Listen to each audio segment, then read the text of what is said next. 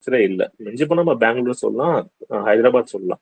இந்த நகரங்கள தவிர, புனே மாதிரியான நகரங்கள தவிர, வேற எங்கேயுமே நம்ம கம்பேரே பண்ண முடியாது தமிழ்நாட்டோட. ஸோ தமிழ்நாடு கவர்ன்மெண்ட் இதுக்கான இன்ஃப்ராஸ்ட்ரக்சர டெவலப் பண்றதா இருக்கட்டும், இதோட சர்வீஸ் குவாலிட்டிய மேம்படுத்துறதா இருக்கட்டும், அதுக்கான ஃபீசிபிலிட்டி பிளேஸஸ் அரைவ் பண்றதா இருக்கட்டும், எல்லாமே நல்லா பண்ணிக்கிட்டு இருக்காங்க.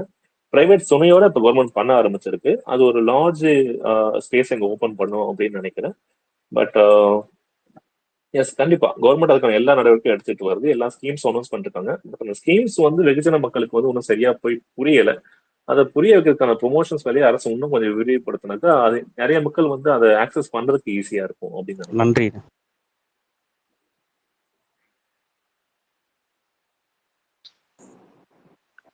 தேங்க்யூ. காளி மேம், நீங்க கேட்டுறீங்களா?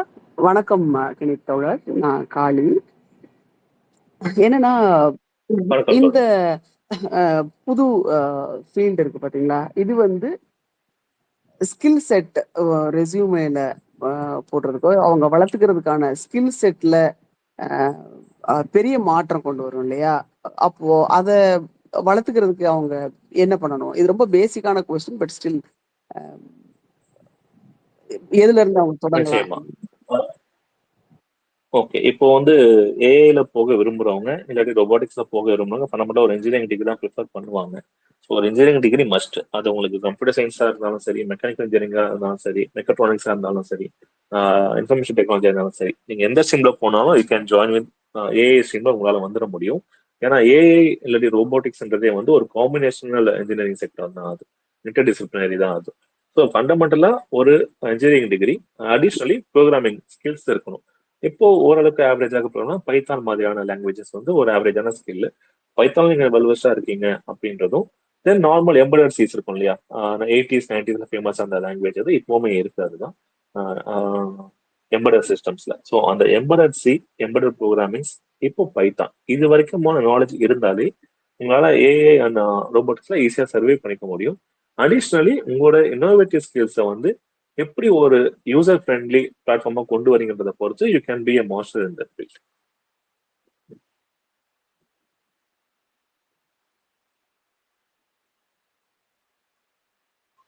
நன்றி. மீரா மேம், நீங்க கேட்டுறீங்களா? Okay JK. குதிரை தோழர் ஏதோ கேட்கணும்னு பாக்குறாரு, பேசுங்க குதிரை தோழர். இல்ல மேம், உங்களுக்கு அடுத்த கேள்வி கேட்கறதா கை வச்சிருக்கேன். நன்றி தோழர். வணக்கம் கெனித் தோழர். உங்களோட ஆரம்ப அந்த பேச்சு ரொம்ப ரொம்ப ரொம்ப ரொம்ப நல்லா இருந்தது. ரொம்ப என்ன சொல்றது, வார்த்தைகளே இல்லை அதை கேட்கிறப்போ. உங்களுடைய சமூகம் சார்ந்த அந்த சிந்தனை ரொம்ப ரொம்ப மதிக்கக்கூடியதா இருக்குது. அதுக்கே ஒரு பெரிய நன்றி தோழர். எனக்கு 2 கேள்விகள் இருக்கு. அதுல ஒரு கேள்வி, ஃபர்ஸ்ட் கேள்வி வந்து என்னன்னா, இந்த டிரான்ஸ்பேரன்சி அண்ட் அக்கௌண்டபிலிட்டி ஏஐ டெவலப்மெண்ட்ல எந்த அளவுக்கு அதுக்கு நீங்க முக்கியத்துவம் கொடுக்குறீங்க? இப்போ யூஎஸ், யூகே அந்த மாதிரியான கண்ட்ரீஸ்ல எல்லாம் இந்த ஃபேஷியல் ரெக்கக்னிஷன் டெக்னாலஜியை வந்து இப்போ வேணாம், ஏன்னா அதுல அவ்வளோ பயஸ் இருக்கு. ஏன்னா அது வந்து இந்த இப்போ டார்க்கர் ஸ்கின்டா இருக்கிற அவங்களையோ இல்லை ஃபீமேல்லையோ வந்து அது வந்து அவங்களுடைய இதை பார்க்குறப்போ அவங்கள ஐடென்டிஃபை பண்ண மாட்டேங்குது, இல்லை ரொம்ப பயஸ்டா இருக்கு அப்படின்னு சொல்லிட்டு அதை கொஞ்சம் ஸ்டாப் பண்ணி வைக்கிறாங்க, பேன் பண்றாங்க. யூஎஸ்ல நிறைய ஸ்டேட்ஸ் கூட பேன் பண்றாங்க. இப்போ நம்ம ஆதார் கார்டுல பயோமெட்ரிக் ஆத்தென்டிகேஷன் அப்படின்னு சொல்லி நம்ம வச்சிருக்கிறோம். அப்போ இது வந்து எந்த அளவுக்கு பயஸ்டா இல்லாம இருக்கும், இல்ல அது வந்து ஒரு பர்சனலா ஒரு செக்யூரிட்டி பிரீச்சா இருக்குமா, இல்ல த்ரெட்டனிங்கா இருக்குமா அப்படின்றது எனக்கு ஒரு ஃபர்ஸ்ட் கேள்வி தோழர்.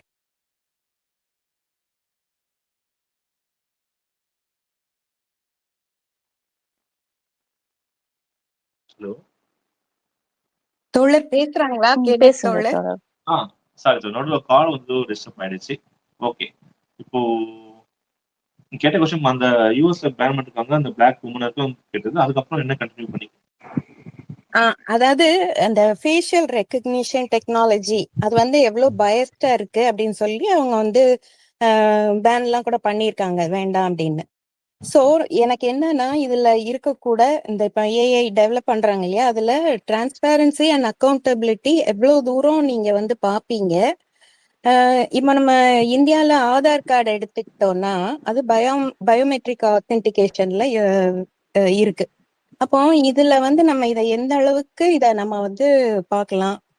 பர்சனலா இது வந்து ஒரு செக்யூரிட்டி பிரீச்சா இருக்குமா, த்ரெட்டனிங்கா இருக்குமா, இல்லாட்டி இதுல என்ன எல்லா விதமான சேஃப்டியும் கடைபிடிக்கப்படுதா, அதெல்லாம் தான் தோழர். நிச்சயமா. ஓகே, இதுல வந்து 2 விஷயமா அதை பிரிச்சுக்கலாம். ஃபர்ஸ்ட் இப்ப யூஎஸ் நீங்க சொன்ன விஷயம் ரொம்ப சரியான விஷயம். அதுக்கு அடிப்படை என்ன அப்படின்னா, ஒரு கொரில்லா வந்து வேண்டலைஸ் பண்ணுது, தப்பிச்சு வந்து ஒரு காரை சேதப்படுத்துது, சில அட்டகாசங்கள் பண்ணுது. அந்த கொரில்லாவோட இமேஜஸ ஏஐ எனேபிள்டா இருக்க கேமராஸ் வந்து தப்பா ப்ரிடிக்ட் பண்ணி ஒரு பிளாக் மென்னோட வீட்டுக்கு போலீசர்ஸ அனுப்பி விட்டுருது, இவர் தான் அதை பண்ணார் அப்படின்ட்டு. அதோட பின்தொடர்பு தான் நீங்க சொல்ற அந்த ரெஸ்ட்ரிக்ஷன் ஆன் ஃபேஷியல் ரெகக்னிஷன், அந்த ஒரு டாட்டே அங்க திரும்ப கிளம்புது. ஸோ ஒரு கொரில்லாவை ஒரு கருப்பினத்தை சேர்ந்த ஒரு மனிதரா அது ப்ரிடிக்ட் பண்ணி அது இழைச்ச தவறால இந்த ரெகுலேஷன்ஸ் கொண்டு வராங்க. இந்த மாதிரி நிறைய கிளிச்சஸ் டெக்னிக்கலா ஏற்பட வாய்ப்புகள் இருக்கு. ஸோ அதுதான் வந்து நமக்கு ஒரு கட்டட திட்டனாக அமையும். இப்போ இதை வந்து ஈஸியா வந்து ஒரு பர்டிகுலர் கம்யூனிட்டிக்கு எதிராகவோ இல்ல ஒரு பர்டிகுலர் ரேஸ்க்கு எதிராகவோ நம்மளால மாத்திர முடியும். அதை இன்டைரக்டாவும் பண்ண முடியும். ஃபார் எக்ஸாம்பிள் வந்து இப்போ வந்து நீங்க ஒரு மாடல் ட்ரைன் பண்றீங்க. இப்போ ஏஐன்றது ஒரு கலெக்டிவ் ஒர்க் தான். நீங்க ஒரு மாடலை ட்ரைன் பண்ணுவீங்க, ட்ரைன் பண்ணி ஒரு லைப்ரரியை கிரியேட் பண்ணுவீங்க. அந்த லைப்ரரிஸோட இன்புட்டை வச்சு அந்த ஏஐ மிஷின் ஒர்க் ஆக போகுது. இப்போ நான் ஒரு பிளாக்கா இருக்க ஒரு ஆளோட போட்டோ கொடுக்குறேன், அவரை வந்து நான் பேட் அப்படின்னு சொல்லி நான் மென்ஷன் பண்றேன், அந்த மாடலுக்கு மென்ஷன் பண்றேன். இன்னொரு 2வது மனிதரோட வந்து ஒரு ஒரு கருப்பா இருக்கிற ஒரு நபரோட போட்டோ கொடுத்து அவரை நான் பேடுன்னு கொடுக்குறேன். ஸோ அந்த மாதிரி ஒரு தௌசண்ட்ஸ் ஆஃப் போட்டோஸ் பிளாக் மென்ஸை நான் கொடுத்து, பிளாக் ஆர் ப்ரௌன் இந்த மென்ஸை கொடுத்து அவங்க நான் பேட் அப்படின்னு நான் கமெண்ட் பண்ணும்போது, நான் 1001வது இமேஜ ஒரு ஒயிட்டையும் பிளாக்கையும் கொடுத்து எது பேட் அப்படின்னு நான் பிக் பண்ண கேட்கிறேனாக்கா, அது மோஸ்ட்லி ஃபர்ஸ்ட் ஆப்ஷனா அந்த பிளாக் கமெண்ட் நான் சூஸ் பண்ண வாய்ப்புகள் அதிகம். இந்த த்ரெட் இதுல இருக்கு. பட் இப்ப அதுக்கான டெசிஷன் கொண்டு வந்துட்டு இருக்கோம், அதோட அல்காரிதம்ஸ் அப்படி பிக் பண்ணாம இருக்க சேஞ்சஸ் மாத்திக்கிட்டு இருக்கோம் அப்படின்றதாலும் அந்த காசுலாம் இருந்தா கூட அந்த த்ரெட் அங்க ஸ்டில் இருக்கவே தான் செய்யுது. ஸோ ப்ரெடிக்ஷன் பேஸ்ல ரெக்கக்னேஷன் பேஸ்ல ஒரு கம்யூனிட்டியா சேர்ந்து இன்னொரு கம்யூனிட்டியோ இல்ல வந்து ஒரு நிறுத்தம் சார்ந்த மனிதர்களை இன்னொரு நிறுத்தம் சார்ந்த மனிதருக்கு எதிராகவும் நிறுத்தப்படுறதுக்கு இந்த மெத்தடாலஜியை ட்ரைன் பண்றதுக்கு முடியும். ஸோ இது வந்து ஒரு பொலிட்டிக்கல் பார்ட்டி எடுத்துக்கோங்களேன். ஒரு பர்டிகுலர் கலர் இருக்கிற ஒரு பொலிட்டிக்கல் பார்ட்டியோட வீடியோஸ் எல்லாம் வந்து நமக்கு நிறைய சஜஷன்ஸ்ல வரும். சில பார்ட்டிஸோட வீடியோஸ் என்ன பண்ணாலும் சஜஷன்ஸ்ல வராது. ஸோ இப்படி பயாஸா ஏஎம் நடந்துக்க வைக்கிறது டெக்னிக்கலி பாசிபிள். ஸோ அந்த த்ரெட் இருக்கதான் செய்யுது. அதனாலதான் அதுக்கான ரெகுலேஷன்ஸ் கொண்டு வரணும். அன்பார்ச்சுனேட்லி அந்த ரெகுலேஷன்ஸ் கொண்டு வந்தாலுமே இது ஒவ்வொரு தனிநபரும் தனக்கான மாடலை உருவாக்க முடியும், அந்த சுதந்திரம் இங்க இருக்குது. ஸோ அதை மீறதுக்கான நிறைய வாய்ப்புகளும் இங்க இருக்குன்ற போது அந்த த்ரெட் இருக்கதான் செய்யுது. 2வது ஆதார்க்காக சொல்லியிருந்தீங்க. ஆதாரை ப்ரொடெக்ட் பண்றதுக்கு பெரிய அளவான இன்ஃப்ராஸ்ட்ரக்சர் டெவலப் பண்ணியிருந்தாலும் இன்ஃபர்மேஷன்ஸ் ரொம்ப வல்னரபிளா தான் இருக்கு, ஈஸியா லீக் ஆயிடுது. இன்னொரு விஷயம் நாங்க ஆட் அப் பண்ண விரும்புறேன். இந்த ஆதார் பற்றின தகவல்கள் போன்ற ரொம்ப இம்பார்ட்டன்டான தகவல்களை சேகரிக்கிற ஒரு கட்டமைப்பு மத்திய அரசு கிட்ட தான் இருந்தது இந்த கவர்மெண்ட்டுக்கு முன்னாடி வரைக்கும். ஆனா முதல் முறையாக இப்படிப்பட்ட டிஜிட்டல் ஆத்தரைசேஷனை போஸ்ட் பண்றதுக்கு, அந்த டேட்டாஸை வேலிட் பண்றதுக்கு ஒரு பிரைவேட் ஃபர்முக்கு கொடுத்துருக்காங்க, ஜோஹோ கார்பரேஷனுக்கு. ஸோ ஒரு பிரைவேட் செக்டார் கிட்ட நம்மளோட டேட்டா சேகரம் ஆகும்போது அவங்க அதை எதுக்கு யூஸ் பண்ணுவாங்கன்னு சொல்லி நம்மளால வந்து 100% உறுதியா தர முடியாது இல்லையா? பட் அது வந்து இப்போ இந்தியா விளையாட்டு நடந்திருக்கு. பொதுமக்களோட டேட்டாஸ் ஒரு பிரைவேட் நிறுவனம் வந்து இப்போ மானிட்டர் பண்ண தென் போஸ்ட் பண்ண ஆரம்பிச்சிருக்கு. ஸோ டிஜிட்டல் வந்த அப்புறம் பிரைவசின்னு ஒன்று போயாச்சு. பட் அந்த பிரைவசிய போன அப்புறம் ஓரளவுக்கு பாதுகாப்பா அரசாவது நிர்வகிச்சு நடத்தி கொண்டு வரணும். ஆனா அந்த அளவுக்கு கட்டுமானங்கள் இங்க இல்லை. அதை இம்ப்ரூவ் பண்ணணுன்றதுதான் வந்து இப்போதைய தேவையாகவும் இருக்கு.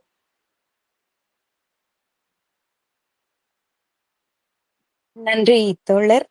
இத ஒட்டியே இன்னும் ஒரு கேள்வி. இப்போ ரோபாட்டிக்ஸ் அப்படின்னு பாத்தீங்கன்னா சர்ஜரியில மெயினா அந்த ப்ரிசிஷன் அந்த மாதிரியான சர்ஜரிஸ்க்கு ரொம்ப ஹெல்ப்ஃபுல்லா இருக்கு. ஹோம் சைடு அப்படின்னு பார்த்தோம்னா இப்போ ஐரோபாட்ஸ், இந்த ரூபா அந்த மாதிரியான இதெல்லாம் கூட அவைலபிளா இருக்கு. அது போக ஹோம் ஆட்டோமேஷன் இந்த மாதிரிலாம் நிறைய வந்துருச்சு. அதையும் மீறி நமக்கு கையில அலெக்சா, சிரி அப்படின்றது, அமேசான் எக்கோ அப்படின்ற இந்த மாதிரி வர்ச்சுவல் அசிஸ்டன்ஸ் இந்த மாதிரி எல்லாம் நிறைய வச்சிருக்கிறோம்.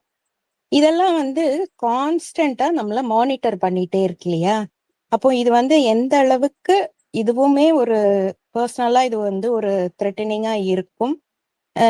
இது வந்து ரொம்ப இப்போ டேட்டா இதுலயும் இதாச்சுன்னா ஹேக்கர்ஸ்க்கு ரொம்ப யூஸ் ஆகும். அப்போ செக்யூரிட்டி இதுதானே, த்ரெட்டனிங் தானே இது. அப்போ இதுல இருந்து நம்ம தடுத்துக்கணும்னா என்ன பண்ணலாம்? இதுல எதுவும் வேற இம்ப்ரூவ்மெண்ட் எதுவும் இருக்கா? அந்த மாதிரி தெரியணும் தோழர். ஓகே. இப்போ ஏஐ கொண்டு வந்ததே வந்து ஹியூமன் அசிஸ்டன்ட் வேலைக்காக தான் கொண்டு வந்தாங்க. நம்ம நிறைய வேலைகளை செய்யும்போது அந்த வேலைகளோட கால அளவை கம்மி பண்றதுக்கும் நிறைய வேலைகளை ஒரே டைம்ல செய்யறதுக்கும் ஒரு அசிஸ்டண்டா தான் வந்து இதை கொண்டு வந்தோம். நீங்க சொன்ன அலெக்சா, சிரி, டைட்டன், மோனோவா, இந்த ரோபோட்ஸ் எல்லாமே வந்து ஒரு ஹியூமன் அசிஸ்டிவ் ரோபோட்ஸ் விர்ச்சுவல் ஃபார்ம்ல இருக்கு. ஸோ இந்த ரோபோட்ஸ் வந்து பை டிஃபால்ட் நம்மளோட டேட்டாஸ் எத்தனைக்குமே ஆக்சஸ் எடுத்துருக்கு. சாரி, நீங்க கொடுக்குற டேட்டாஸை பொறுத்தோ இல்லை நீங்க கேட்குற கேள்வியை பொறுத்தோ அது ஒரு பதிலை தரதுக்கு முன்னாடி உங்க போன்ல இருந்து நீங்க யூஸ் பண்ணீங்கன்னாக்கா உங்களோட போனோட டேட்டாஸை கண்டிப்பா அதை ஆக்சஸ் பண்ணும். இப்போ ரீசெண்டா அந்த மெட்டா ஏஐ கொடுத்தாங்க இல்லையா வாட்ஸ்அப்ல, அந்த மெட்டா ஏஐ ஒரு அப்டேட்டா வந்திருக்கும். பட் அந்த மெட்டா ஏஐ வந்து நீங்க அப்டேட் பண்ணாமலே டிஃபால்ட்டா உங்க சிஸ்டம் வந்திருக்கும். ஆனா அந்த மெட்டா ஏஐக்கான அத்தனை ஃபைல் ஆக்சஸ்க்கான பர்மிஷன்ஸும் உங்க போன்ல எனேபிள்டா தான் இருக்கும்.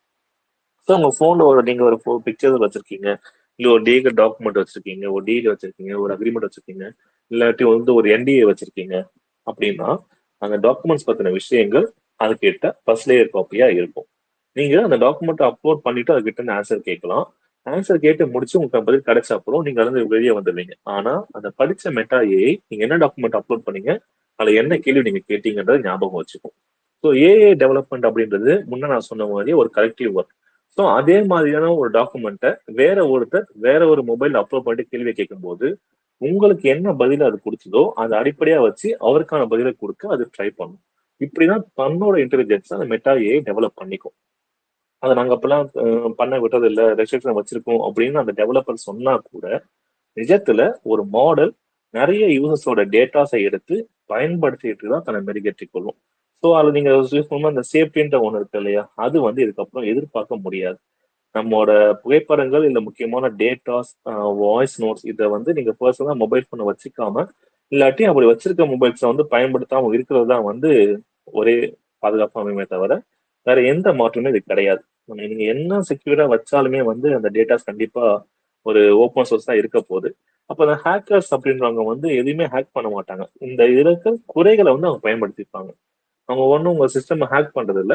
ஒரு டெக்னிக்கல் ரெகுலேஷன்ஸ் இருக்கு. அந்த ரெகுலேஷன்ஸ்ல ஒரு குறை இருக்கு. அந்த குறை வரை அவங்க உள்ள வராங்க. இதுதான் நடக்குது. இது வந்து ஹேக்கிங்காவே எடுத்துக்க முடியாது.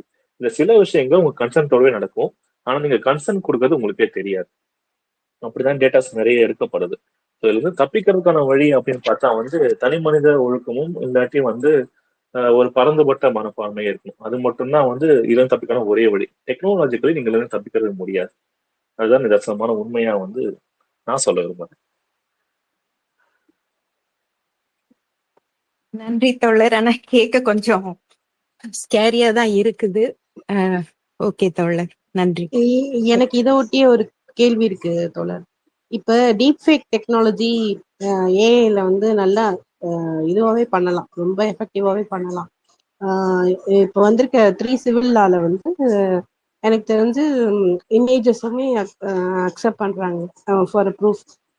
இது வந்து நாளைக்கு வந்து ப்ராப்ளம் ஆகுமா ஆகாதா? இது ரெண்டோட இன்டர்ஃபேஸ். கரெக்ட், அது ஓகே. டீஃபேக்ல ஒரு இமேஜை ரெடி பண்ணி நீங்க ப்ரூஃபா சப்மிட் பண்ணாக்கா அது டீஃபேக் இப்ப நம்மளால கண்டுபிடிச்சிட முடியும். ஆனா ஒரு 5 வருஷம் கழிச்சு அதை கண்டுபிடிக்கான சாத்தியக்கூறுகள் ரொம்ப கம்மியாயிடும். இப்ப நீங்க ஒரு போட்டோ எனக்கு கொடுக்குறீங்க, அது வேற ஒரு நபரா காட்டணும்னாக்கா முன்ன பண்ணவே நான் அந்த கட் பண்ணி ஒட்டுற வேலையை நான் பண்ண தேவையில்ல. பை அந்த அந்த பிக்சல் வயசுலயே வந்து என்னால அந்த ஃபேஸை மாத்திட முடியும். ஏஐல பண்ண முடியும். இதுக்கு அதிகபட்சம் இருக்கிற கால அளவு மிஞ்சி போனா 2-3 செகண்ட் தான். அதை ப்ரொடியூஸ் பண்ணி இவங்களால பிரைமரி இன்வெஸ்டிகேஷனை டிலே பண்ண முடியும். அந்த எண்ட் அது ஒரு டெக்னாலஜிஸ்ட் கிட்ட போகும்போது அது டீஃபேக்ட்னு இப்ப கண்டுபிடிச்ச வாய்ப்புகள் இருந்தாலும் அந்த கால தாமதத்தை ஒரு குற்றவாளி தன்னை சாதகமா பயன்படுத்தி என்ன வேணா பண்ணிக்க முடியும். இடையில அவரால் சில லாபிஸ் பண்ண முடியும், தப்பிச்சு போன வாய்ப்புகளை உருவாக்க முடியும். பட் இப்போதைக்கு அந்த எண்டுல ஒரு நீண்ட ப்ராசஸா இருந்தாலும் இறுதியா அதை டீஃபேக்ட் கண்டுபிடிக்கிற தொழில்நுட்பம் இப்ப இருக்கு. ஆனா இதை இன்னும் இம்ப்ரூவ் பண்ண ஒரு குறிப்பிட்ட கால அளவுக்கு அப்புறம் டீஃபேக்கை கண்டுபிடிக்கான தொழில்நுட்பங்கள் ரொம்ப சிரமப்பட வேண்டியிருக்கும். அது உண்மையா போய் கண்டுபிடிக்கிறதுக்கு அது வந்து இன்னும் கொஞ்சம் காலத்துல அந்த ஒரு நிலையை நம்ம அடைவோம். பட் அஃப்கோர்ஸ் அது முன்னாடி தொழில்நுட்பம் இன்னும் முன்னேறிப்போ நம்ம நம்புறோம், நிறைய மாடல்ஸை ட்ரைன் பண்ணி வச்சிருப்போம் நம்புறோம். ஃபர்ஸ்ட் ஒர்ஸ்ட் கேஸ் அந்த த்ரெட் நமக்கு எப்பவுமே இருக்கதான் செய்ய போகுது. நன்றி தோழர். ரிக்வெஸ்ட் நிறைய வருது ஜிக்கு, இன்னொரு கோஹோஸ்ட் கொடுக்க முடியுமா? கொடுத்தேன், யாரும் அக்செப்ட் பண்ணல. முத்தசீர் இப்போதைக்கு பேசினவங்க அப்படியே முத்தசீர் அக்செப்ட் பண்ணிப்பான்னு நினைக்கிறேன், அவருக்கு கோஹோஸ்ட் கொடுங்க. ஓகேங்க. அந்த டாக்டர் ஏகேன்னு ஒருத்தர் கை தூக்கிட்டு இருக்காரு, ஹேண்ட் ரைஸ் பண்ணிருக்கீங்க. டாக்டர் ஏகே, நீங்க உங்க கொஸ்டின் வந்து கேட்டுருங்க. தோழர் வணக்கம் தோழர். நான் இப்போது நான் வந்து பிஹெச்டி பண்ணிக்கிட்டு இருக்கேன். நான் final year, almost going to complete my PhD. Computational கெமிஸ்ட்ரியில் பண்ணிக்கிட்டு இருக்கேன் இங்கே யூகேல. இப்போ என்னென்னா, நான் வந்து இப்போது பைத்தானில் நான் கொஞ்சம் ஸ்ட்ராங்காக இருக்கிறேன், ரொம்பவே ஸ்ட்ராங்காக இருக்கேன். எப்படின்னா, நான் யூனிவர்சிட்டிக்கு நான் அண்டர் கிராஜுவேட் ஸ்டூடெண்ட்ஸுக்கு நான் தான் டீச் பண்ணிக்கிட்டு இருக்கேன். ஸோ இப்போ என்னென்னா, நான் கெமிஸ்ட்ரிலேயே நான் வந்து இதை கண்டினியூ பண்ணுறதுக்கு நான் விரும்பல. நான் அப்படியே மிஷின் லேர்னிங், ஏஐ இந்த மாதிரி போயிடலாம் அப்படின்னு நான் யோசிச்சுக்கிட்டு இருக்கேன். ஸோ இதுக்கப்புறம் நான் பைத்தானில் நான் கொஞ்சம் ஸ்ட்ராங்கு. இதை விட நான் எப்படி கொஞ்சம் நான் என்னை ப்ரிப்பேர் பண்ணிக்கலாம்? அது மட்டும் இல்லாமல் சென்னையில் வந்து ஜாப் ஆப்பர்ச்சுனிட்டிஸ்லாம் எப்படி இருக்குது, இதுக்கு ரிலேட்டடாக கொஞ்சம் சொல்ல முடியுமா தோழர்? நிச்சயமா. சென்னையில இல்ல, குளோபலாவே இதுக்கான ஜாப் ஆப்பர்ச்சுனிட்டி ரொம்ப பெருசு. நீங்க ஏன் கெமிஸ்ட்ரியை விட்டுட்டு பியூரா அந்த டெக்னாலஜிக்கு வரீங்கன்னு எனக்கு தெரியல. கெமிஸ்ட்ரியிலேயே நீங்க அந்த ஏஐ யூஸ் பண்ணி நிறைய மாடல்ஸ் ரெடி பண்ண முடியும். இப்போ எனக்கு தெரிஞ்ச ஒரு கம்பெனி 3600 கோடி ரூபாயை வந்து கெமிக்கல் நேம்ஸை வந்து கிளாசிபிகேஷன் பண்றதுக்கும் அதுக்கு ரிலவெண்டான கேஸை அனலைஸ் பண்ணி அதை பத்தி ரிப்போர்ட் அனுப்புறதுக்கான ப்ராஜெக்ட் பண்ணிக்கிட்டு இருக்காங்க. கெமிஸ்ட்ரி ஃபீல்ட்ல நிறைய ஸ்கோப்ஸ் இருக்கு. நீங்க ஸ்கோப்ஸை இன்னும் எக்ஸ்ப்ளோர் பண்ணுங்க, டக்குனு ஸ்விட்ச் ஓவர் பண்ண வேண்டாம். ஏன்னா ஏஐன்றது டிஸ்டர்ப் பண்றது கெமிஸ்ட்ரியிலே இல்லைன்னா நான் அகாடமிக்கா நான் மார்க் சொல்லிட்டேன், அகாடமிக்கா விருப்பம் இல்லை, இந்த மாதிரி இண்டஸ்ட்ரி ரிலேட்டடா போறதுக்காக சொல். ஆமா, இண்டஸ்ட்ரி ஓரியன்ட் தான் பிரதர் நான் சொல்லிட்டு இருக்கேன். கெமிஸ்ட்ரி டிபார்ட்மெண்ட்டை ஜஸ்ட் நீங்க டீச்சிங் மட்டும் இல்லாம நிறைய இன்னோவேஷன்ஸை கொண்டு வர்றதுக்கு நீங்க ஏஐ மாடல் யூஸ் பண்ணிக்கலாம். ஏஐன்றத வந்து ஒரு டெக்னாலஜியா மட்டும் சுருக்கி பார்த்துறாதீங்க, அது ஒரு டூல். இப்போ நம்ம கிட்ட வந்து ஒரு பைக் இருக்கு, அந்த பைக் எடுத்து நம்மளால எங்க வேணா போக முடியும் அப்படின்றது எந்த அளவுக்கு உண்மையோ, அதே மாதிரி ஒரு இடத்துக்கு போறதுக்கு நமக்கு ஏஐ யூஸ் பண்ணிக்கிறோம். அந்த போய் சேர்ற இடம் அது பிசிக்ஸா இருக்கலாம், கெமிஸ்ட்ரியா இருக்கலாம், பயோடெக்னாலஜியா இருக்கலாம், ஏரோஸ்பேஸா இருக்கலாம், எந்த டிபார்ட்மெண்ட் வேணா இருக்கலாம். அதுல ஏஐ யூட்டிலைஸ் பண்ணி நிறைய உங்களை ஷைன் பண்ண முடியும். நீங்க புதுசா ஒரு ஃபீல்டுக்கு என்டர் ஆயிட்டு, இப்போ ஃபார் எக்ஸாம்பிள் இப்போ கம்ப்யூட்டேஷனல் ஸ்கில்ஸை வந்து நீங்க கொண்டு போயிட்டு ஒரு நியூ அல்காரிதம் சேம் பண்ணீங்க ஒரு ஹியூமன் ரோபோட்ஸ்க்கு அப்படின்றத விட ஒரு நியூ எலிமெண்ட்டை ஐடென்டிஃபை பண்றதுல இருக்க ரிஸ்கை வந்து ஏஐ யூஸ் பண்ணி நீங்க ரெடியூஸ் பண்ணீங்கன்னாக்கா உங்க ஃபீல்ட்லயும் உங்களால சூப்பரா வந்துட முடியும். என்ன அட்வான்டேஜ்னாக்கா ஹியூமன் ரோபோட்ஸ் டெவலப் பண்ற பத்தின நாலேஜ் உங்களுக்கு வந்து உங்களோட டிபார்ட்மெண்ட் நாலேஜ் விட கொஞ்சம் கம்மியா தான் இருக்கும்னு நான் நம்புறேன். ஸோ உங்க டிபார்ட்மெண்ட்லேயே பண்ணும்போது elements identification, classification, categorisation, awareness variation, இந்த மாதிரி உங்களுக்கு தெரிஞ்ச ஃபீல்ட்ல ஏஐ யூஸ் பண்ணீங்கன்னாக்கா நீங்க அதை ரொம்ப பெருசா பூம் ஆகலாம். தெரியாத ஃபீல்ட்ல போயிட்டு எல்லாரும் பண்றதை ஒட்டிய ஃபேமஸா இருக்கிற ஃபீல்ட்ல போய் பண்ணும்போது வாய்ப்புகள் நிறைய இருந்தாலும் உங்களோட தனித்துவம் ஒன்று மிஸ் ஆயிடுது. ஸோ அது உங்களோட ஓன் டெசிஷன் தான். இது ஜஸ்ட் என்னோட ஒரு கன்சர்ன். அந்த டிபார்ட்மெண்ட்ல இதை யூஸ் பண்ணாக்கா இன்னும் நிறைய இன்னோவேஷன்ஸ் மக்களுக்கு கிடைக்கும்.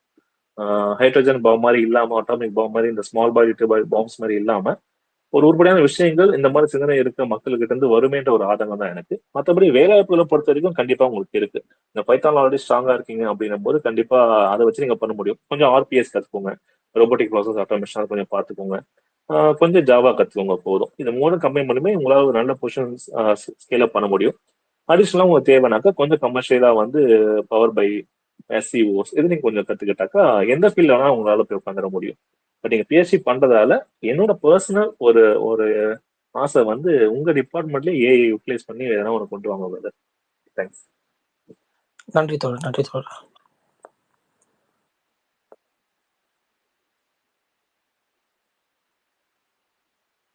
நன்றி.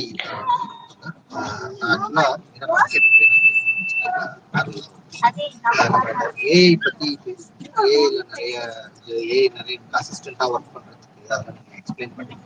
ஏஐ எப்படி நம்ம அசிஸ்டண்டா ஒர்க் பண்றதுக்காக நம்ம. பட் நான் என்ன கேட்கறது என்னன்னா, இப்போ ஆக்சுவலா நம்ம இந்த ஏஐ வச்சுட்டு இந்த இமேஜஸ் ஜெனரேட் பண்றது பேசுறீங்களா? கேக்குதா நான் பேசுறது? ஜேகே கேக்குது தோழர், ஆனா பேக்ரவுண்ட் நாய்ஸ் இருக்கு, வாய்ஸ் கம்மியா தான் கேக்குது. ஓகே ஓகே, ரொம்ப நாய்ஸியா இருக்கு, ரொம்ப கம்மியா இருக்கு. மற்ற தோழர்கள் பேசட்டும், அதுக்கப்புறம் நான் பேசுறேன். வல்லரசு தோழர் உங்க கேள்வி நீங்க. மைண்ட் வல்லரசு அப்படி 1 by 1 கேட்டு வல்லரசும் நீங்க ஸ்டார்ட் பண்ணுங்க. வல்லரசு. வணக்கம் வணக்கம் தோழர். எனக்கு 2 கேள்விகள் இருக்கு, அதை சேர்த்து கேட்டுறேன். தமிழக அரசின் முன்னெடுப்புகள் பற்றி சொன்னீங்க இல்லையா, நமக்கு ஒரு ஐடியா இருக்குன்னா அந்த தமிழக அரசின் உதவிகளை எப்படி பெறணும் அப்படிங்கிறது ஒரு கேள்வி. 2வது ப்ராஜெக்ட் கிளாரா பற்றி சொன்னீங்க, அதுக்கு வந்து நீட் எக்ஸாமுக்கு ஹெல்ப் பண்ணுறதுக்காக டேட்டாலாம் ஃபீட் பண்ணதா. இந்த ப்ராஜெக்டை அந்த ப்ராஜெக்ட் கிளாரா மாதிரி வேறு என்ன, இது வேறு எந்த தளங்களுக்கெல்லாம் எடுத்துகிட்டு போகலாம்? இந்த முன்னெடுப்புகள் பண்ணணும்னா அது எந்தெந்த எங்கெல்லாம் பயன்படுத்தலாம், அந்த ஆப்பர்ச்சுனிட்டிஸ் பற்றி சொல்லிடுங்க தோழர். நன்றி. கண்டிப்பா. இப்போ தமிழக அரசோட திட்டங்களை வந்து டெக்னிக்கல் வைஸ் நீங்க கொண்டு போக ஆசைப்படுறீங்க, இல்லை அதை பயன்படுத்திக்க ஆசைப்படுறீங்கன்னாக்கா, நீங்க ஒரு என்டர்பிரனரா இருந்தாக்கா of course you shall go to start up Tamil Nadu. ஒரு கம்பெனியாவோ ஒரு ப்ரொப்ரைட்டர்ஷிப்பாவோ ஒரு பிரைவேட் லிமிட்டாவோ இருந்தாலே உங்களுக்கான ஆக்சஸ் இருக்கு. இல்லை இண்டிவிஜுவல்ஸா கூட நீங்க அப்ளை பண்ணலாம். ஒரு பிசினஸ் கான்செப்ட் இருக்கு, அந்த பிசினஸ் கான்செப்ட் டெக்னாலஜி பயன்படுத்தி வச்சிருக்கீங்கன்னாக்கா உங்களுக்கு வேற பெரிய இன்வெஸ்ட்மெண்ட் எதுவும் தேவைப்படும். ஒரு நாலேஜ் மட்டும் தான் உங்களோட இன்வெஸ்ட்மெண்ட், ஒரு சிஸ்டம் இருந்தால் உங்கள்கிட்ட போதும். ஸோ அது ஒரு பிசினஸ் மாடலா வச்சிருக்க பட்சத்தில் நீங்க எப்படி போகலாம். அப்படி பிசினஸ் மாடலா கொண்டு போக வேண்டாம், ஒரு கண்டுபிடிப்பா நான் கொண்டு வரேனாக்கா அதுக்கான ப்ரோட்டோடைப்பை டெவலப் பண்ணுங்க. ப்ரோட்டோடைப்பை கொண்டு போயிட்டு அப்புறம் டெமான்ஸ்ட்ரேட் பண்ணுங்க. சிஎஸ்சிஆர்ல கொண்டு போகலாம், அந்த ஸ்டார்ட் அப்லேயே வந்து இண்டிவிஜுவல் ரிஜிஸ்டர் பண்ணிட்டு உங்க ப்ராடக்ட்டை வந்து ஐ மீன் அந்த ப்ரோட்டோடைப்பை போயிட்டு எக்ஸ்பிளைன் பண்ணுங்க. அதோட நீடு என்ன, எதுக்கு அங்கே பயன்படுறான்னு சொல்லிட்டு நீங்க பேசும்போது உங்களுக்கான கைடன்ஸ் தமிழ்நாடு அரசு கண்டிப்பா கொடுக்கும். இப்போ டீப் டெக்கான ப்ரையாரிட்டி அதிகமாக கொடுக்குது கவர்மெண்ட். ஸோ அதுவும் நீங்க யூட்டிலைஸ் பண்ணிக்கலாம். கிளவுட் கம்ப்யூட்டிங், இல்லை neural networks, machine language, deep learning, இது அத்தனையுமே வந்து ப்ரையாரிட்டி கொடுக்குறாங்க. இது இல்லாத சாதாரண டெக்னாலஜியா இருந்தாலும் அது நிறைய ப்ராப்ளத்தை சால்வ் பண்ணும், சோஷியல் ஓரியன்டா இருக்கு, இல்லை இண்டஸ்ட்ரியல் ரெவல்யூஷன் காரணமா இருக்குனாக்கா கண்டிப்பா அதுக்கான ஆதரவு தமிழக அரசு கிட்ட இருக்கு. நீங்க ஃபர்ஸ்ட் ஒரு ஷார்ட் அப் ஃபைல் பண்ணுங்க, இல்ல ஒரு ப்ராடக்ட்டை ப்ரோட்டோடைப்பா அளவுக்காவது ரெடி பண்ணுங்க, ஒரு கேஸ் ஸ்டடிஸ் பண்ணுங்க, இதை கொண்டு போயிட்டு அப்ரோச் பண்ணுங்க, உங்களுக்கான கைடன்ஸ் கண்டிப்பா கவர்மெண்ட் கொடுக்கும். இல்லை நம்ம நேர்ல பார்ப்போம், என்னமால என்ன முடியுதோ நம்ம அந்த கைட் பண்ணி விடுவோம். 2வது வந்து கிளாரா பத்தி, இதை வந்து நீட் எக்ஸாமுக்கு பண்ணது, இதை எதுக்கு வேணா ஆல்டர்னேட் பண்ணிக்கலாம். எதுனா ஒரு ஸ்கூல்ல இந்த ஓராசிரியர் பள்ளிகள்லாம் இருக்குல்ல, அந்த மாதிரி பள்ளிகள்ல மற்ற கிளாஸஸ் எடுக்கிறதுக்கான ஒரு மாடலா கொண்டு வரலாம். இல்லாட்டி வெறும் அந்த பிசிக்கல் மாடலே கொடுக்காம விர்ச்சுவலாவே வந்து சிலபஸை ஃபீட் பண்ணிட்டு எல்லா ஸ்கூல்ஸ்க்கும் ட்ரைன் பண்ண முடியும். இல்ல ஒரு ஆஃபீஸ்ல வந்து அசிஸ்டண்டா கொண்டு வரலாம். ஒரு நம்ம ஆஃபீஸ்ல ஃப்ரண்ட் டெஸ்க் ஒருத்தவங்க இருப்பாங்கல்ல ரிசப்ஷன்ல, அதுக்கு பதிலா ஒரு ரோபோட்டை வச்சிடலாம். கண்டிப்பா இன்ட்ராக்ஷன் வந்து அவங்க அளவுக்கு பண்ணாது, இதுக்கும் சில லிமிடேஷன்ஸ் இருக்கு. பட் அப்படி இருந்தாலும் இந்த ஃப்ரண்ட் டெஸ்க்கான வேலைகளை வந்து இந்த ரோபோட்ஸை பார்க்க வச்சிடலாம். பேங்கிங் செக்டார்ல, மால்ஸ்ல, எல்லா துறைகளுமே கொண்டு வரலாம் தோடு. எங்க ஒரு மனுஷனுக்கு ஒரு இன்ட்ராக்ஷன் தேவைப்படுது, அந்த இன்ட்ராக்ஷன் சலிப்பு இல்லாம கொடுக்கறதுக்கு ஒரு ஆள் தேவை அப்படின்ற நீடு எங்கெல்லாம் இருக்கும் அதெல்லாம் இந்த ரோபோட்டை கொண்டு போய் வைக்க முடியும். அது ஸ்கூலா இருக்கட்டும், காலேஜா இருக்கட்டும், ஏன்னா ஆஃபீஸா இருக்கட்டும், இண்டஸ்ட்ரியா இருக்கட்டும், சலிப்பு இல்லாம ஒரு வேலையை தொடர்ந்து பண்ண இதை யூஸ் பண்ணலாம். அது பிசிக்கல் ஃபார்ம்ல ஒரு ஆணோ பெண்ணோ உருவத்தையும் கொடுத்து பண்ணலாம், இல்லாட்டி உருவம் இல்லாம ஒரு சாஃப்ட்வேர் மாடலும் நம்ம கொடுத்துட முடியும் தோழர்.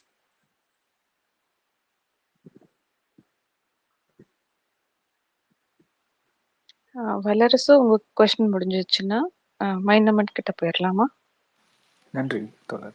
ஓகே, மைனமட் நீங்க கேட்ட மைனமட் உங்க கொஸ்டின் நீங்க கேளுங்க. வணக்கம் ஜெய். வணக்கம் கன்னி தோழர். உங்களுடைய ஆரம்ப ஸ்பீச் வந்து ரொம்ப இன்ஸ்பைரிங்காக இருந்தது. ரொம்ப இந்த தமிழ் சமூகத்துக்கு தெரியப்படுத்த வேண்டிய ஒரு கதைன்னு சொல்ல ஒரு நிகழ்வு கண்டிப்பாக எங்களுக்கு தெரிஞ்சுக்கிட்டது வந்து ரொம்ப கண்டிப்பாக முக்கியமானதாக இருக்குது. உங்களுடைய வந்த பாதை எனக்கு வந்து ஒரு கேள்வி, நீங்கள் வந்த பாதையிலேருந்து தான் எனக்கு 2 ஒரு மாதிரி ஒரே கேள்விகளும் 2 பகுதிகள். இது எல்லாத்தையும் எப்படி வந்து தொழில் முனைவுக்கு நீங்க சேனலைஸ் பண்ணீங்க? நீங்க எல்லாம் சொன்னீங்க அந்த சீக்வன்ஸ் எல்லாம், இருந்தாலும் அது வந்து ஒரு தொழில் முனைவா எந்த இடத்துல பர்டிகுலரா மாறுச்சு. அதே மாதிரி நீங்க ஒரு தொழில் முனைவர் ஆனதுக்கு அப்புறம் அந்த சமூகத்துல நீங்க சொன்ன அந்த டிரைவர்ஸ், உங்களுக்கு அந்த டிரைவர்ஸ்லாம் உங்க நிறுவனத்துல ஒரு கலாச்சாரமா இம்பைப் பண்றதுக்கு ஏதோ ஸ்பெசிஃபிக்கா பண்றீங்களா தோழர்? இந்த 2 கேள்வி தான். எஸ், எப்படி தொழிலா மாத்தினேன் அப்படின்னா, இனோவேஷன் வந்தாச்சு. அதுக்கப்புறம் அந்த பிசினஸா கொண்டு போகணும். பட் பணம் இல்லை. அப்போ யார்கிட்டையும் கடன் வாங்குறதுக்கு அளவுக்கு நம்மளை நம்பி கொடுக்கறதும் யாரும் இல்லை. ஏன்னா நம்ம ஜல்லிக்கட்டுல தான் ஜெயிலுக்குலாம் போயிட்டு வந்திருக்கோம். கடன் கொடுக்கறதுலாம் ஆள் தான் கிடையாது. ஸோ நான் என்ன பண்ணேன், லேப்டாப்ஸ் ரிப்பேர் பண்ணி கொடுக்குற வேலையை ஆரம்பிச்சேன். சிஸ்டம் லேப்டாப் ரிப்பேர் பண்ணி தர்றது, டெஸ்க்டாப் கன்ஃபிகரேஷன் பண்ணி தர்றது, இந்த மாதிரி சின்ன சின்ன வேலைகள்லாம் பார்த்தேன். என்கிட்ட ஒரு 30,000 ரூபாய் இருக்கும் சேவ் ஆச்சு. அந்த 30,000 வச்சு எலக்ட்ரானிக் போர்ட்ஸ் வாங்கினேன், பிசிபி போர்ட்ஸ் வாங்கினேன், ஆர்டினோ போர்ட்ஸ் வாங்கினேன், ராஸ்பெரி போர்ட்ஸ் வாங்கினேன். இந்த ராஸ்பெரி போர்ட்ஸை வச்சு சின்ன சின்ன ப்ராஜெக்ட்ஸை ரெடி பண்ணி கிளைண்ட்ஸுக்கு கொடுத்தேன். அது இன்ஜினியரிங் ஃபைனல் இயர் ப்ராஜெக்ட் நான் பண்ணல, ஒரு கஸ்டமைஸ்டு சொல்யூஷன் தேவைப்படுற ஒரு ப்ராஜெக்ட் எடுத்தேன். இப்போ அக்ரிகல்ச்சர் இருக்கிறாக்கா அதுல இருக்கிற அந்த ஆனியன்ஸை மட்டும் பிடிங்க எடுக்கிறதுக்கு ஒரு டிவைஸ் வேணும்ட்டு ஒருத்தர் நினைச்சிருப்பாரு. அவருக்கு அந்த இடத்தோட சொந்தக்கார்ட்ட போய் பேசி இப்படி ஒரு டிவைஸ் பண்ணாக்கா நீங்க இந்த வெங்காயத்தை பிடிங்க எடுத்துடலாம்னா அப்படின்னு சொல்லிதான் மார்க்கெட்டிங் பண்ணேன்.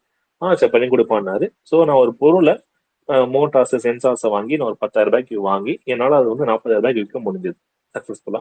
ஸோ இந்த மாதிரி ஒரு 4-5 ப்ராஜெக்ட்ஸ் பண்ண அப்புறம் என்கிட்ட ஒரு 2 லட்ச ரூபாய் பணம் சேவ் ஆச்சு. நான் 2 லட்சத்தை வச்சு ஒரு சின்ன ஆஃபீஸ் போடுறேன். அந்த சின்ன ஆஃபீஸ்க்கு மாசம் ஒரு 10,000 ரூபாய் ரெண்ட் கொடுக்குறேன், 1 லட்ச ரூபாய் அட்வான்ஸ் கொடுக்குறேன், மீதி என்கிட்ட 90,000 ரூபாய் இருக்கு. 90,000த்துல இன்னும் பல ப்ராஜெக்ட்ஸா மாத்துறதுக்கு இந்த ரோபோட்டிக்ஸை கத்துக் கொடுக்க ஆரம்பிச்சேன். சில பேருக்கு ஃபீஸை வாங்கிட்டு 5,000 ரூபாய் 7,000 ஃபீஸ் வாங்கி கத்துக் கொடுக்க ஆரம்பிச்சேன். ஸோ அது எனக்கு வந்து ஒரு ரெவன்யூ மாடலா இருந்தது. அவங்க கிட்ட வாங்கினா அந்த 5,000 ரூபாய் பணங்களை சேர்த்து வச்சு என்னோட டெவலப்மெண்ட்டுக்கான ports, batteries, adapters, modules, ICs, transistors எல்லாமே வாங்கிக்கிட்டேன். ஸோ இப்படி ஒரு டெவலப் பண்ணி இந்த 6 வருஷத்துல இப்போ ஒரு இடத்த நம்ம பிடிச்சிருக்கோம். ஸோ இன்கம் பிசினஸ் மாடலா கொண்டு வர்றதுக்கு ஃபர்ஸ்ட் இன்னோவேஷன், அது மூலமா கிடைச்ச அந்த வெளிச்சம் எனக்கு யூஸ் ஆச்சு.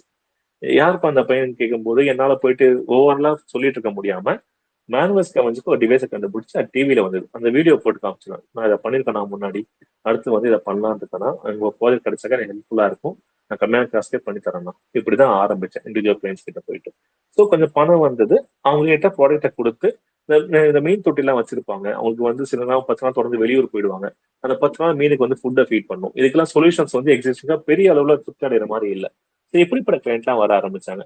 டாகுக்கு ஃபீட் பண்றது, அதுக்கு ஒரு ரொபோட்டிக் சிஸ்டம் வேணும்ன்றது, தினமும் நைட்டு 7 மணிக்கு வந்து என் டாக் வந்து இந்த இந்த ஃபுட்டு வந்துடணும், அப்படி அந்த பாஸ்கெட்ல இருந்து இதுல வந்துடணும் அப்படின்னு கேட்டாங்க. ஸோ இப்படி சின்ன சின்ன ப்ராஜெக்ட்ஸா எடுத்து அதுலேருந்து வந்த லாபம் அதை யூஸ் பண்ணி ஆர்என்டி, அதை கற்றுக் கொடுக்கறது மூலியமா ட்ரைனிங்ல வந்த பணம், அது திரும்ப ஆர்என்டில உருவான பொருள், அந்த பொருளை மறுபடியும் விற்கிறேன், அது மூலியமா கொஞ்சம் ஊடக வெளிச்சம் கிடைக்குது. அந்த ஊடக வெளிச்சத்தை காமிச்சு இன்னும் சில கிளைண்ட்ஸ் அப்ரோச் பண்றேன், அவங்க ஒரு ப்ராடக்டை கண்டுபிடிச்சு கொடுக்குறேன், அது சக்சஸ்ஃபுல்லா இருக்கு. ஸோ அந்த கிளைண்ட்ஸோட ஃப்ரெண்ட்ஸை அவங்க எனக்கு இன்ட்ரடியூஸ் பண்றாங்க. ஸோ இந்த செயின் ஆஃப் நெட்வொர்க்கை வந்து நான் யூஸ் பண்ணிக்கிட்டேன். எங்கேயுமே வந்து வாய்ப்புக்காக போய் நிக்கிறதுக்கு நான் தயங்கினதே கிடையாது. ஏன்னா நான் என்கிட்ட போய் பிச்சை எடுக்கிறது இல்லை, எவன் பர்சன் நான் திருட போறது இல்லை. அங்க ஒரு வாய்ப்பு இருக்குனாக்கா நான் போய் கேட்பேன். 2 தான் நடக்கும், ஒண்ணு எனக்கு அந்த வாய்ப்பு கிடைக்கும், இல்லை கிடைக்காம போகும். ஆனா நான் ட்ரை பண்ணாம விட்டாக்கா அந்த ட்ரை பண்ணி கிடைச்சிருக்குமோன்ற கிட்ட உணர்வே நமக்கு கொண்டுடும். ஸோ போய் கேட்டுருவேன், இதனால பண்ண முடியும் நான் பண்ணி கொடுக்கட்டா நான் கேட்டுருவேன். அப்படி ஆரம்பிச்சு இந்த பிசினஸ் மாடல் கொண்டு வந்திருக்கேன். இதுதான் வந்து எப்படி பிசினஸ் மாடலா மாற்றிங்கிற போது கொஞ்சம் கிடைச்ச ஒரு டிவி வாய்ப்பு கிடைச்சுனாக்கா நான் பயன்படுத்திக்கிட்டேன், எனக்கு அது தேவைப்பட்டது, நான் பயன்படுத்திக்கிட்டேன். நம்ம இன்னோவேஷன் சொல்றதுக்கும் அந்த அந்த வீடியோ காமிச்சு அடுத்த இன்னோவேஷனுக்கு ஆர்டர் எடுக்கிறதுக்கும் நான் பயன்படுத்திக்கிட்டேன். அடுத்து அதன் மூலியமா உங்களோட கான்டாக்ட்ஸ் கிட்ட தனிப்பட்ட முறையில நெருக்கமா பேசி என்னால இதெல்லாம் பண்ண முடியும், வேற என்ன தேவைதான் சொல்லுங்கன்னு சொல்லி என்னால பிசினஸ் வளர்த்துக்க முடிஞ்சது. ஸோ இப்படி வளர்த்து கொண்டு வந்தா வந்து நம்மளோட கம்பெனி. வேற எதுவுமே இல்லை, நாலேஜ் இருந்தது, அந்த நாலேஜை அவங்கவுங்க தேவைக்கு ஏற்ற மாதிரி கண்டுபிடிக்கிற உருவாக்க நான் பயன்படுத்திக்கிட்டேன். அது மூலம் கிடைச்ச கொஞ்சம் கொஞ்சம் அந்த மீடியா ரைட்டை வந்து என்னோட க்ரோத்துக்கு யூஸ் பண்ணிக்கிட்டேன், அவ்வளவுதான். பட் இதெல்லாம் எதுக்கு பண்றோம் அப்படின்னு வரும்போது என்ன மாதிரி நிறைய பேர் உருவாக்கணுன்றது நம்மளோட ஒரு மோட்டோ இல்ல, அது தேவையாவே இருக்கு. ஏன்னா நான் ஒருத்தன் வந்து சில விஷயங்களை பண்ண முடியுது. நம்ம தமிழ்நாடு முழுக்க ஒரு இப்போ வரைக்கும் ஒரு 8 அரசு பள்ளிகளுக்கு வந்து இலவசமா ரோபோட்டிக்ஸ் கொடுத்துட்டு இருக்கோம். அது தவிர வந்து அந்த பசங்க கிட்ட கொடுக்கறது, ஃப்ரீ ட்ரைனிங் செஷன்ஸ் நடத்துறது, கவர்மெண்ட் காலேஜ்க்கு போயிட்டு மோட்டிவேஷன் ஃபீஸ் கொடுக்கறது, சிலருக்கு ரொம்ப மினிமமா ஒரு வருஷத்துக்கு ஒரு 8ல இருந்து 10 பேருக்கான கல்வி உதவிகள் பண்றது, இந்த மாதிரி பண்ணிக்கிட்டு இருக்கோம். நான் ஒருத்தன் சம்பாதிச்சு என்னால இவ்வளவும் பண்ண முடியுது அப்படின்னா நான் ஒரு 100 பேரை உருவாக்கிட்டேனாக்கா 101 பேரா சேர்ந்து எங்களால நிறைய பண்ண முடியும். ஸோ அந்த சேஞ்சை கொண்டு வர்றதை வந்து ஒரு தீமாவே வச்சிருக்கேன். ஸோ நான் ஆஃபீஸ்க்கு ஸ்டாஃப்ஸ் இருக்கும்போது கூட டெக்னிக்கல் ரவுண்ட்ஸ் எல்லாம் முன்னாடி ஜஸ்ட் உட்காந்து நேரடியாக பேசுவேன், என்னடா தம்பி பண்ற, உனக்கு என்ன வேணும் அப்படின்ட்டு. அவன் சொல்லும் போதே நம்மளால அவங்களை புரிஞ்சுக்க முடியும், அவனுக்கு என்ன தேவை, என்ன பண்ணுவான் அப்படின்ட்டு. ஸோ வெறும் டெக்னாலஜி மட்டும் பார்க்காம என்கிட்ட தான் அவன் கத்துக்கிட்டு போறான்னா அவன் இன்னொரு 10 பேர் உருவாக்கக்கூடிய கெப்பாசிட்டி போறான், அவனை மாத்துறதுக்கு எல்லா வகையிலும் நான் சப்போர்ட் பண்ணுவேன், அதை பண்ணிக்கிட்டும் இருக்கும். ஸோ ஒரு சொசைட்டியா மேல வரணும், அந்த சொசைட்டியா மேல வரும்போது அதுக்குள்ள இங்க இருக்க சோசியல் இஷ்யூஸ் எல்லாம் காணாம போயிடுன்ட்டு ஒரு சின்ன ஹோப் இருக்கு. அது ஜாதியா இருக்கட்டும், மதமா இருக்கட்டும். ஸோ சேர்ந்து வளரணும். அதுக்கு ஃபர்ஸ்ட் என்கிட்ட இருக்கிறத என்னால முடிஞ்ச அளவுக்கு மற்றவனுக்கு கொடுக்கணும், என்கிட்ட இருந்து வாங்கிட்டு போறவன் இன்னொருத்தனுக்கு கொடுக்கணும். ஸோ அப்படிதான் இப்போ ஒர்க் பண்ணிக்கிட்டு இருக்கோம். பிசினஸும் சரி, தென் சொசைட்டியோட ஒரு கான்ட்ரிபியூஷனும் சரி, நாங்கள் பண்றது இதுதான் பிரதர். சிறப்பு சிறப்பு, ரொம்ப சிறப்பு தோழர், நன்றி.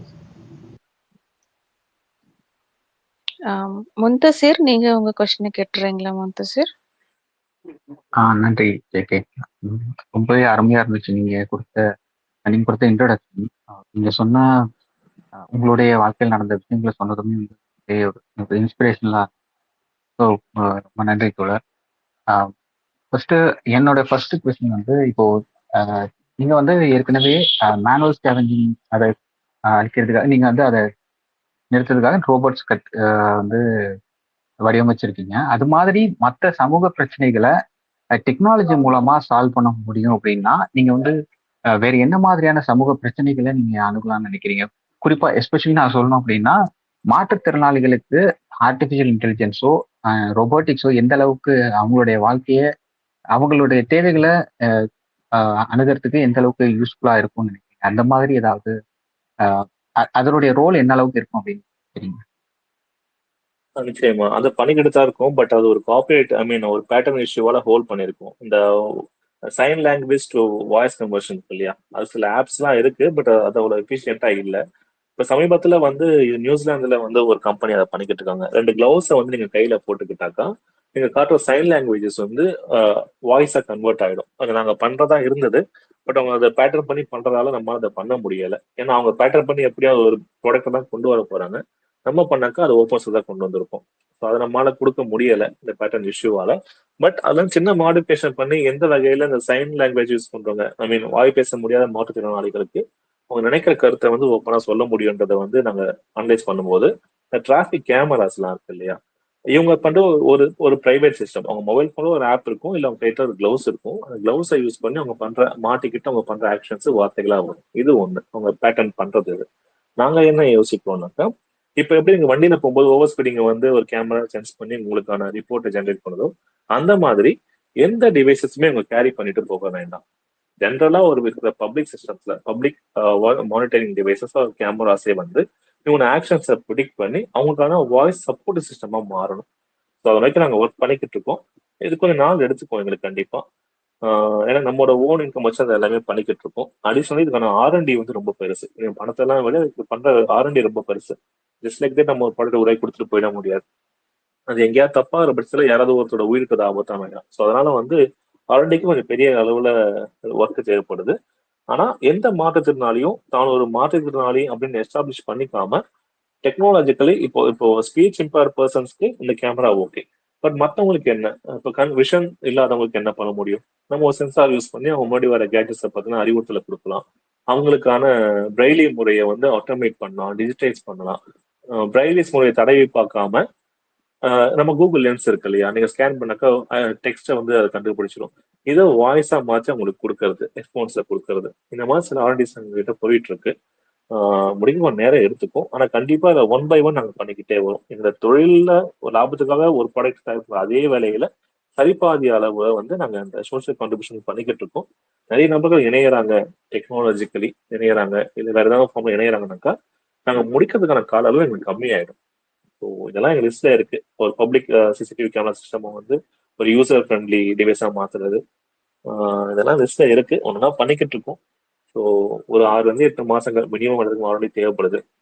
R&D முடிச்சப்பறம் நாங்கள் ப்ரோட்டோடைப்பிங் பண்ணணும், ப்ரோட்டோடைப் பண்ணி எவாலுவேட் பண்ணணும், அதுக்கப்புறம் திரும்ப அதை ப்ரோட்டோடைப் பண்ணணும். அந்த ப்ராசஸ் எடுக்க டைம் ஆகும். பட் கண்டிப்பா அதை பண்ணிக்கிட்டு இருக்கோம். உங்ககிட்ட ஏன்னா நல்ல இன்புட் இருந்தாலும், இல்லை இதுதான் பிரச்சனை, இது சொல்யூஷன் பண்ணி சொன்னாலும் நம்ம அதை டிஸ்கஸ் பண்ணி அதை நம்மளால என்ன பண்ண முடியுமோ அதுக்கு என்ன பண்ண கண்டிப்பா ட்ரை பண்ணலாம். ரொம்ப ரொம்ப நன்றி. இன்னொரு கொஸ்டின் இருக்கு, இன்னொரு 2-3 கொஸ்டின் இருக்கு, நான் கேட்கலாங்களா? வேற யாராவது கேட்கலாம்? கேட்டுருங்க முந்தசிர், கேட்டுட்டு அப்புறம் ஒரே இதை இறங்கிடுங்க. அப்புறம் பேசுறது கேக்குதா சந்தியா? கேக்குது ஜேகே. முந்தசிர் அந்த கொஸ்டின் கேட்க சொல்லிடுங்க. முடிச்ச உடனே அவங்க முந்தசிர் உங்க क्वेश्चन வந்து நீங்க கண்டினியூ பண்ணுங்க முந்தசிர், முடிச்சிருங்க. கனெக்டிங்ல போயிட்டாரே. ஓகே. சரி. இது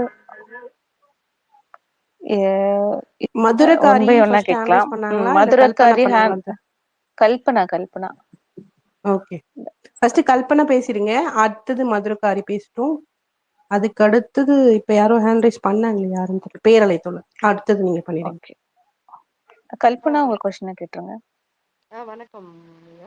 ஆக்சுவலி எனக்கு 2 கொஸ்டின்ஸ் இருக்கு. ஹெல்த் கேர்ல ஆக்சுவலா ஏஐ வந்து எந்த அளவுக்கு நம்ம இம்ப்ளிமெண்ட் பண்ணிட்டு இருக்கோம், இப்ப அது வந்து கவர்மெண்ட்ல வந்து பண்ண முடியுமா, how expensive will it be, அது ஒரு கொஸ்டின். இன்னொன்று வந்து ஏஐ இது பண்றதுனால நம்ம do we have any medico legal protection இருக்கா, இல்ல அதை பத்தி கொஞ்சம் எனக்கு தெரிஞ்சுக்கணும். ஏன்னா ரொபோட்டிக்ஸ் அந்த மாதிரி எல்லாம் பண்ணும்போது மெடிக்கோ லீகலி எவ்வளவு பவுண்ட் நம்ம இது ரெண்டும் நம்ம தெரிஞ்சுக்கணும் அப்படின்னு ஆசையா இருக்கு. It was a beautiful. இது ஏஐ பத்தி எனக்கு நல்லா புரியுது நீங்க சொல்ல. Thank you so much.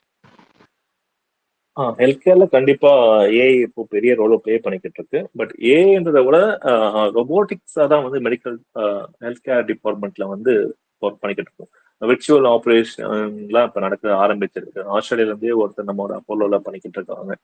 So விர்ச்சுவலியா operate பண்றதுக்கு தென் கேன்சர் டயக்னைசேஷன் 5 years பிஃபோராகவே உங்களோட ஃபுட் ஹேபிட்ஸ் உங்க லைஃப் ஸ்டைலை வச்சுக்கிட்டு பர்சன்டேஜ் ஆஃப் கேன்சர் வர்றதுக்கான வாய்ப்புகள் வந்து 5 years பிஃபோரா உங்களால வந்து ப்ரிடிக்ட் பண்ண முடியும் இப்போ இருக்கிற ஏஐ டெக்னாலஜி வச்சுக்கிட்டு. ஸோ பிசிக்கல் ஃபார்ம்ஸா ஆப்ரேஷன் பண்றதுக்கு இப்போ ரோபோட்ஸ் நம்ம கொண்டு வர ஆரம்பிச்சிட்டோம். எக்ஸிஸ்டிங்காவே இருக்கு ஆக்சுவலா. பட் இந்த கேன்சர் ப்ரெடிக்ஷன்ஸ் இன்க்யூரபிள் டிவைசஸ் எல்லாம் வந்து ஃபியூச்சர்ல எத்தனை வருஷம் கழிச்சு உங்களுக்கு வரும், பட் நீங்க என்ன லைஃப் ஸ்டைல் சேஞ்ச் பண்ணாக்கா உங்களுக்கு அது வராம இருக்கும் அப்படிங்கிறத ப்ரிடிக்ட் பண்ணக்கான ஏஐ மாடல்ஸ் வந்து இப்போ டெவலப் பண்ண ஆரம்பிச்சிட்டோம். ஸோ இது மட்டும் இல்ல, ஜஸ்ட் அனலைசிங் ஸ்கிரீனிங், நம்ம கோவிட் அந்த பார்த்துருப்பீங்க. நிறைய நாடுகள் வந்து டிஜிட்டல் ஸ்கிரீனிங் பண்ணாங்க. ஜஸ்ட் ஒரு ரோபோட் இருக்கும், நீங்க போய் நிற்பீங்க, உங்ககிட்ட இருக்க டெம்பரேச்சர்ஸ் எல்லாமே ஒரு சென்சார்ஸ் வழியாக அனலைஸ் பண்ணி உங்களுக்கான ஃபீவர் இருக்கா ஹெட்ஏக் இருக்கான்றதை வந்து தொட்டு பார்க்காமலே வந்து அந்த ரோபோட்ஸ் மெஷர் பண்ணிச்சு. தமிழ்நாட்டில் வெரி மினிமமா அப்போ அதை பண்ணாங்க. பட் இதெல்லாம் வருங்காலங்களில் இன்னும் அதிகப்படுத்தப்படும். அதுக்கான எல்லா வாய்ப்புகளும் இருக்கு. அதுக்கான சிம்பிளிஃபைடு மாடல்ஸே இப்போ ட்ரையல் அண்ட் எரர்ஸ்ல இருக்கு. ஹெல்த் கேர் செக்டர் கண்டிப்பா வந்து டிசைட் பண்ணிடுவாங்க. ரொபோட்டிக் யூஸ் பண்ணி கண்டிப்பா இம்ப்ரூவ் பண்ணிடுவாங்க. ஏஐ பேஸ்ட் ப்ரெடிக்ஷன்ஸை வந்து ஹெல்த் கேர்ல அதிகமா இனிமேல் யூஸ் பண்ணுவாங்க. சர்ஜரிஸ்லாம் இல்லாம 10 வருஷம் கழிச்சு என்ன ஆகும், 12 வருஷம் கழிச்சு என்ன ஆகும், கிட்னியோட ஹெல்த் என்ன அப்படின்னு ப்ரிடிக்ட் பண்ணி உங்களால வந்து நோயை முன்கூட்டி கண்டுபிடிக்கிறதுக்கான வேலைகள் வந்து நிறைய இப்போ அவைலபிளா இருக்கு மேடம். தேங்க்யூங்க. மெடிக்கோ லீகலி இது எப்படி, இது வந்து எப்படி எந்த மாதிரி இருக்கும்? இப்போ சப்போஸ் ஏஐ மூலம் நம்ம கண்டுபிடிக்கிறோம், இன்கேஸ் another 10 years வந்துச்சுன்னா கூட மெடிக்கோ லீகலி அது வந்து நம்ம டிஃபெண்ட் பண்ண முடியுங்களா? இப்போ ஏஐ பண்ணிட்டு ஏஐ மூலம் நம்ம இது டயக்னோஸ் பண்ணிட்டு அந்த மாதிரி பண்ணிட்டா medical legally how safe doctors? Yes, இதுல வந்து எந்த அளவுக்கு அது ஆத்தென்டிகேட்டடா இருக்கும், எந்த சேஃபா இருக்குன்றத வந்து நம்ம கொடுக்குற டேட்டாஸ் அப்படிதான் ப்ரிடிக்ட் பண்ண போகுது. இப்போ நம்ம கொடுக்குற டேட்டாஸ், ஃபார் எக்ஸாம்பிள் இப்போ வந்து நம்ம ஒரு 100 பேஷண்ட்ஸை ஸ்டடி பண்றோம், லைஃப் ஸ்டைலை ஸ்டடி பண்றோம், ஃபுட் ஹேபிட்டை ஸ்டடி பண்றோம், இது எல்லாமே அவங்களோட ஒர்க் ப்ரெஷரை ஸ்டடி பண்றோம். இதெல்லாம் ஸ்டடி பண்ணி இந்த 100ல எத்தனை பேர் வந்து பேஷண்டா இருக்காங்க அப்படின்ற டேட்டா பேஸை கொடுக்கும்போது சிமிலரான டேட்டா பேஸ் கொடுத்தாக்கா அதுல எத்தனை பேருக்கு வந்து அந்த நோய் வரும்ன்றதை ப்ரிடிக்ட் பண்ண முடியும். அப்போ நீங்க முன்ன கொடுத்த டேட்டா கரெக்டா இருந்தாக்கா உங்களுக்கு வந்து அவுட்புட்டை பேஸ் பண்ணி அடுத்த நீங்க கொடுக்குற டேட்டாவை பொறுத்து அந்த பேஷண்டோட ஆக்சுவல் கண்டிஷனை இதால 90% வரைக்கும் கரெக்டாக ப்ரிடிக்ட் பண்ண வாய்ப்புகள் அதிகம். இந்த அக்யூரசி ரேட் அதிகமாக தான் நான் சொல்றேன். இப்போதைக்கு 60% ப்ரிடிக்ட் பண்ண முடியும். பட் எப்படி அடுத்த 2 வருஷங்களா அதோட அக்யூரசி ரேட் இன்க்ரீஸ் ஆகிடும். ஸோ 90% வரைக்கும் அந்த ஏஐ சிஸ்டமால ஒரு சரியான ப்ரிடிக்ஷனை கொண்டு வந்துட முடியும். அப்கோர்ஸ் ரெகுலேஷன்ஸ் நிறைய இருக்கு. அவ்வளவு சீக்கிரமா ஏஐ ப்ரிடிக்ஷன்ஸ் வந்து மக்களுக்கு பயன்படுத்த அலோவ் பண்ண மாட்டாங்க. ஆனா வெரி சூன் ஆகும், அதிகபட்சம் ஒரு 5-6 வருஷத்துக்குள்ள இதுக்கான ரெகுலேஷன்ஸ் வந்து கவர்மெண்ட் ஃபார்ம் பண்ணிடும். இதுக்கான ஃப்ரேம்ஸ் ரெடி பண்ணிடுவாங்க, எந்தெந்த கண்டிஷன்ஸ் வந்து இதை அக்செப்ட் பண்ணிக்கலாம் அப்படின்ட்டு.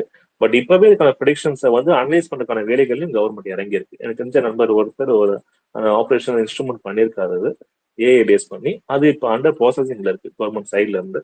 அதை வந்து அவங்க இன்னொரு 2 வருஷம் ஆய்வு பண்ணி முடிப்பாங்க, ரிசல்ட் ஒத்துப்பாங்க அப்படின்ற பட்சத்துல நம்ம ஒரு 5-7 வருஷத்துக்குள்ள இதுக்கான லீகல் டேர்ம்ஸ் அண்ட் ஃப்ரேம் ஒர்க்ஸை வந்து கவர்மெண்ட் நம்ம எதிர்பார்க்கலாம் மேடம்.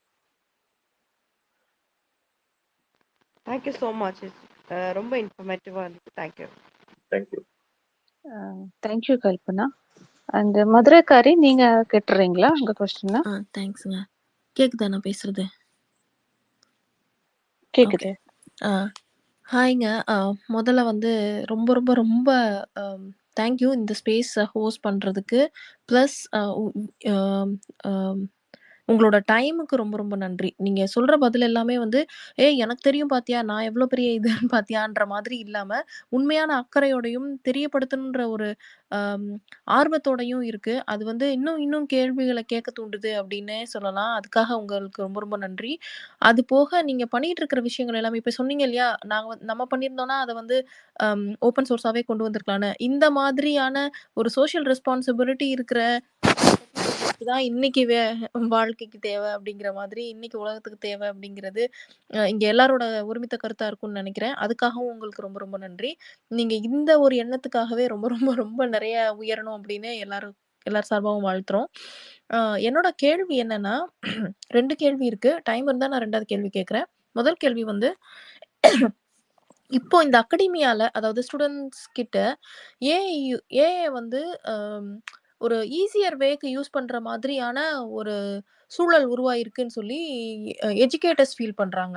அம், ஏதாவது இப்போ ஆன்லைன் டெஸ்ட் எடுக்கிறதா இருக்கட்டும், இல்ல ஏதாவது அசைன்மெண்ட் சப்மிட் பண்றதாகட்டும், மாஸ்டர்ஸ், டாக்டரேட்ஸ் பண்றவங்க வந்து ஏஐ யூஸ் பண்ணி அவங்க இட்ஸ் இட்ஸ் நாட் லைக் அவங்க ஓன் திங்கிங் இல்லாம, அந்த ஒரு யூனிக்னெஸ் இல்லாம எல்லாரோட சப்மிஷனும் ஒரே மாதிரி இருக்கு. ஏன்னா எவ்ரிபடி கோஸ் டூ த ஏஐ. மெட்டா ஏஐயா இருக்கட்டும், சாட் ஜிபிடியா இருக்கட்டும், ஏதாவது ஒண்ணு போடுது அப்படின்னு இது பண்றாங்க. ஸோ இது வந்து மாணவர்களுடைய கிரியேட்டிவிட்டி, இமேஜினேஷன் அண்ட் இன்னோவேஷன கட்டுப்படுத்துது, பிளாக் பண்ணுதுன்னு நினைக்கிறீங்களா? அவங்க வந்து ஈஸியர் பார்த்து சூஸ் பண்றதுனால, இது வந்து கொஞ்சம் அ சைட் எஃபெக்ட்ஸ் கொஞ்சம் நெகட்டிவ் சைட் எஃபெக்ட்ஸ் இருக்கும்னு நினைக்கிறீங்களா? கண்டிப்பா நினைக்கிறேன் நான். பசங்களோட மட்டும் இல்ல, எல்லா எம்ப்ளாயீஸ் எல்லா எவ்ரி ஹியூமனுமே சரி. மனுஷன் எப்படி மத்த உயிரினங்கள்ல இருந்து தனிச்சிருக்கானுக்கு அவனோட கற்பனை திறன் மூலியமாவும், அந்த கற்பனை திறனை வந்து எப்படி பயன்படுத்துறதுன்னு கத்துக்கிட்டது மூலமா வந்து நம்ம தனிச்சு நிக்கிறோம். அப்படியே நெருப்பு கண்டுபிடிச்சோம், சக்கரத்தை கண்டுபிடிச்சோம். இப்ப அது எல்லாத்துக்குமே வந்து இப்ப இருக்கிற எல்லாருமே ஏஐ யூஸ் பண்றோம், டெக்னாலஜியை யூஸ் பண்றோம் அப்படிங்கும் போது கண்டிப்பா நம்மளோட கிரியேட்டிவ் திங்கிங் கம்மி ஆகுது. ஸோ பின்னொரு காலகட்டத்துல வந்து மனுஷங்க சுயமா சிந்திக்கிற அறிவு இல்லாம இந்த வேலையை செஞ்சா இது நடக்கும் அப்படின்றத தெரிஞ்சுக்கிற அறிவு இருந்தாலே போதும், சர்வைவ் ஆயிடலாம் அப்படின்னு ஒரு நிலைமைக்கு வரும். அது வந்து நம்ம இதற்கும் ஃபேஸ் பண்ண பிரச்சனைகளுக்கு ஏஐ பயன்படுத்தி தீர்வு காண்றோம். ஓகே. அந்த அளவுல இப்போ அவங்க ஏஐ யூஸ் பண்ணி ஒரு ப்ராஜெக்ட் சப்மிட் பண்ணும்போது உங்களுக்கு நல்ல பேர் கிடைக்கும், மார்க் கிடைக்கும். அது ஓகே. ஆனா புதுசான பிரச்சனைகள் வரும்பொழுது அந்த பிரச்சனைகளுக்கு ஏஐயால தீர்வு காண முடியாது. ஃபார் எக்ஸாம்பிள் இப்ப நமக்கு கோவிட் வந்தது, கொரோனா வந்தது. அந்த வைரஸ் வர வரைக்கும் மனித இனம் அப்படியான அதிக பாதிப்பு உண்டாக்குற வைரஸை வெகு சமயத்துல பார்க்கல. அப்போ அதுக்கான எக்ஸிஸ்டிங் மாடலே இல்லாதப்போ கொரோனா பத்தி ஒரு இது ரெடி பண்ணுனாக்கா அந்த ஏஐ கண்டுபிடிச்சிருக்காது. ஏன்னா அதுக்கான டேட்டா நம்ம ஃபீட் பண்ணியிருக்க மாட்டோம். ஸோ ஆல்ரெடி இருக்கிற வேலைகளை செய்யறதுக்கு, அதை ஒட்டிய வேலைகளை செய்யறதுக்கு இந்த ஏஐ யூஸ் பண்ணும்போது அது ஓகே. ஓரளவுக்கு அதை ஏற்றுக்கொள்ளக்கூடியதே. நேரத்தை மிச்சமாக்குன்ற ஒரே காரணத்துக்காக. பட் புதுசான பிரச்சனைகளுக்கு தீர்வு காணும்போது ஏஐ மட்டுமே பயன்படுத்த ஒரு மனித இனம் அதோட தீர்வை வந்து கண்டுபிடிக்கிறது ரொம்ப சிரமப்படும். அது உண்மையா இருக்கும். அந்த வகையில் கண்டிப்பா கிரியேட்டிவ் திங்கிங் வந்து ஏஐ கண்டிப்பா பாதிக்கதான் செய்யுது. ஓகேங்க. தேங்க்ஸ். என்னோட 2வது கேள்வி வந்து இதோட கிளை கேள்வி தான். அப்படிங்கிற பட்சத்துல, நம்ம எவ்வளோக்கு எவ்வளோ இப்போ இருக்கிற வேலைகள வந்து அம் எ ஆட்டோமேட் பண்றதுக்கு ஏஐ டெக்னாலஜிஸ் இது பண்றோமோ, அதே மாதிரி ஒரு தனி செக்டார் அதாவது புது இன்னோவேஷனுக்கும் இது உண்டு பண்ணணும் அப்படிங்கிற ஒரு தேவை இருக்கு இல்லையா? இந்த காலகட்டத்துல. அப்படி இருக்கும்போது, ஓகே இப்போ நான் அம் இப்ப நீங்க படிக்கும்போது உங்க கூட நெறைய பேர் படிச்சிருப்பாங்க. நீங்க இந்த துறையில இந்த அளவுக்கு இருந்திருக்கீங்க. மத்தவங்க எல்லாருமே வந்து எல்லாருமே இல்ல. கொஞ்சம் பேர் வந்து அம் இருக்கிற ரெகுலர் ஒர்க்ல தான் இருந்திருப்பாங்க. பட் இனிமே வர்ற இதுல இந்த தேவை நம்ம முதல்ல சொன்ன கிரியேட்டிவ் இன்னோவேஷன் நெசசிட்டி இருக்குன்ற பட்சத்துல, இப்போ இருக்கிற ஸ்டூடண்ட்ஸ் எல்லாருக்குமே அந்த வாய்ப்பு குடுக்கணும். எல்லாருமே போய் சாஃப்ட்வேர் கம்பெனில இருக்கிற கோடையே திரும்ப திரும்ப மாத்தி மாத்தி எழுது அப்படின்றது இல்லாம, அ இந்த அ மாணவர் சமுதாயம் வந்து ஒர்க் ஃபோர்ஸா உள்ள போகும்போதே இந்த ஆப்பர்ச்சுனிட்டி இருக்கணும். ஆப்பர்ச்சுனிட்டி இருக்கணும் அப்படிங்கிறதுக்கு நீங்க என்ன ஒரு அ அ அம் இன்னோவேஷன் ஐடியா வந்து அரசாங்கத்துக்கு குடுப்பீங்க? ஒரு ஒரு ஒரு set of group I mean set of students வந்து ஒர்க் ஃபோர்ஸ் ஆகும்போது, இந்த துறைக்குள்ள போறதுக்கு என்ன வாய்ப்புகள் ஒரு அரசாங்கம் ஏற்படுத்தி குடுக்கணும் அப்படின்னு நெனைக்கிறீங்க? கேள்வி கரெக்ட்டா கேட்டேனான்னு தெரியல. பட் அதுதான். ஆக்சுவலா எனக்கு சரியா புரியலங்க. கொஞ்சம் சின்னதா கேட்டா புரியும். ஓகே. இப்போ வந்து நீங்க சொல்றீங்க இல்லையா? நீங்க இப்பவே வந்து 100 பேர உருவாக்கணும் அப்படின்னு நான் நினைக்கிறேன். அப்படின்னு தனி மனிதனால என்னாலேயே இது இது மாதிரி உருவாக்கணும்னு நான் நினைக்கிறேன்னு சொல்லி, அந்த மாதிரி தனி மனித முயற்சிகளோட அரசாங்கத்தோட முனைப்பும் இருந்ததுன்னா, இது கொஞ்சம் பெரிய லெவல்ல ரெவல்யூஷனாவே இருக்கும் இல்லையா? அந்த மாதிரி இப்போ மாணவர் சமுதாயம் வந்து படிச்சு முடிச்சுட்டு ஒர்க் ஃபோர்ஸா உள்ள போகும்போதே, இந்த AI technology opportunities work opportunities கிடைக்கணும் அப்படின்னா, அரசாங்கம் என்ன மாதிரியான முன்னெடுப்புகள எடுக்கணும்னு நீங்க நீங்க நினைக்கிறீங்க? ஆர் நீங்க எடுக்கிற முன்னெடுப்புகள்ல எதெல்லாம் வந்து அரசாங்கமே செஞ்சா இன்னும் பெருசா கொண்டு போய் சேர்க்கப்படும்னு நினைக்கிறீங்க? ஓகே. அரசாங்கம் ஆல்ரெடி அதுக்கான வேலைகளை எடுத்திருக்கு. போன வருஷம் கூட போன மார்ச் மாசம் கூட மைக்ரோசாஃப்டோட இணைஞ்சு டீல்ஸ் ப்ரோக்ராம் லான்ச் பண்ணிருக்கு. மைக்ரோசாஃப்டே வந்து ஏஐ பத்தின எஜுகேஷன் கவர்மெண்ட் ஸ்கூல் பிள்ளைகளுக்கு கற்றுக் கொடுத்துட்டு இலவசமா பண்ணுது. இப்போ ஒரு 10 ஸ்கூல்ஸ் அதை மாடல்ஸா வச்சு பண்ணிக்கிட்டு இருக்காங்க. அது ஒரு சக்சஸ் ரேட்டை பொறுத்து விரிவுபடுத்த போறாங்க. பட் அரசாங்கம் மட்டும் இல்லாம இப்போ முந்த காலகட்டத்துல பார்த்தோம்னாக்கா நம்ம வந்து கம்ப்யூட்டர் சயின்ஸ் படிச்சவங்க மட்டும் தான் வந்து ஐடி ஃபீல்ட்ல போவாங்க. சிஎஸ் படிக்கிறவங்க ஐடி படிச்சவங்க மட்டும் தான் ஐடி ஃபீல்ட்ல போவாங்க. அப்போ வந்து அந்த டிபார்ட்மெண்ட்டுக்கு மட்டும் அது ஒரு அறிவு இருந்தா போதுன்ற ஒரு நிலைமை இருந்தது. ஆனா இப்போ இண்டஸ்ட்ரி 4.0 அப்ளை பண்ண அப்புறமா சரி, இல்லாட்டி வருங்காலத்திலுமே சரி, எல்லா தொழில்களிலுமே வந்து இந்த டெக்னாலஜியோட ரோல் இருக்க போகுது. நீங்க ஒரு இலக்கியவாதியா இருந்தாலும் சரி, நீங்க ஒரு ஆர்டிஸ்டா ஓவியம் மறைவரா இருந்தாலும் சரி, நீங்க இன்ஜினியரிங் கிராஜுவேட்டா இருந்தாலும் சரி, எல்லா டிபார்ட்மெண்ட்லயும் வந்து டெக்னாலஜி பயன்படுத்த போறது அடிப்படையாயிடுச்சு. அப்போ எல்லா ஸ்டூடெண்ட்ஸ்க்குமே டெக்னாலஜி தேவை. ஸோ அப்ப அந்த சிலபஸ்ல வந்து இன்ஜினியரிங் பசங்களுக்கு மட்டும் சில டெக்னாலஜிக்கல் அட்வான்ஸ்மெண்ட்டை கொடுக்காம தமிழ் லிட்ரேச்சர் படிக்கிறவங்க, இங்கிலீஷ் லிட்ரேச்சர் படிக்கிறவங்க, ஹிஸ்டரி படிக்கிறவங்க, இவங்க துறை சம்பந்தப்பட்ட டெக்னாலஜிக்கல் டூல்ஸை, ஏஐ டூல்ஸை வந்து ஒரு சின்ன கரிக்குலம் சேஞ்சில கொண்டு வந்தா மச் யூஸ்ஃபுல்லா இருக்கும்.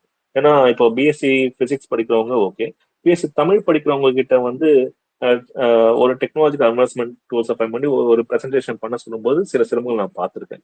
நமக்கு வந்து மைக்ரோசாஃப்ட்ல ஒரு ப்ரெசன்டேஷன் பண்றது ஈஸியா இருந்தாலும் ஏன் சக வயசுல இருக்கிற இன்னொரு ஒருத்தருக்கு வந்து அது சிரமமா இருக்கும்போது இப்போ சாட் ஜிபிடி மாதிரியான விஷயங்களை கையாள தெரிஞ்சாக்கா அந்த தமிழ் இலக்கியவாதியோ இல்ல இங்கிலீஷ் இலக்கியவாதியோ இன்னும் பெரிய அளவுல தன்னோட thesis-ஐ மெருகேற்ற முடியும். So அப்ப அவங்களுக்கு இந்த ஃபண்டமெண்டல்ஸ் கத்துற மாதிரி சிலபஸ் ஒரு சின்ன சேஞ்ச் கொண்டு வந்தா ரொம்ப யூஸ்ஃபுல்லா இருக்குங்க அப்படின்றது என்னோட சின்ன கருத்து.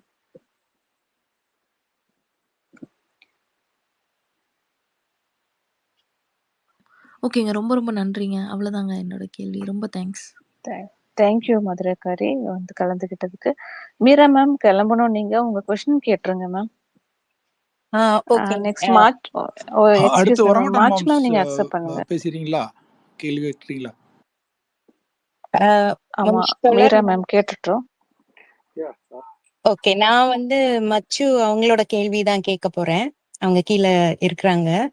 அவங்க கேள்வி என்னன்னா, கென்னத் தோழர், இப்போ நீங்க ப்ராஜெக்ட் தூயவன் வந்து பண்ணிட்டு இருக்கிறப்போ அதுல எவ்வளவு தூரத்துல நம்ம இருக்கிறோம், எலிமினேஷன் ஆஃப் மேனுவல் லேபர்ல நம்ம எவ்வளவு தூரத்துல இருக்கிறோம்?